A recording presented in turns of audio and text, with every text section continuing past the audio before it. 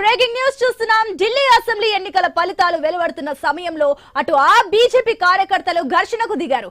మహారాణి బాగ్ counting centre లో రెండు పార్టీల కార్యకర్తలు ఎదురెదురు పడ్డారు.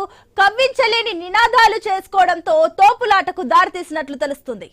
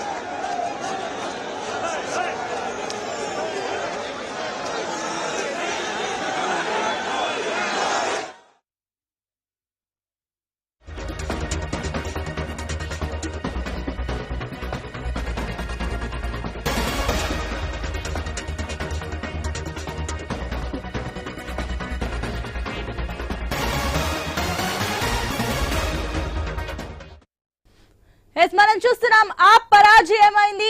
కమలం విజయంతో ఢిల్లీలో అనూహ్య పరిణామాలు అయితే చోటు చేసుకుంటున్నాయి. ఢిల్లీ సచివాలయం సీజ్ చేయాలని లెఫ్టినెంట్ గవర్నర్ అధికారులను ఆదేశించారు. ఫైల్స్ రికార్డ్స్ భద్రపరచాలని సూచించారు.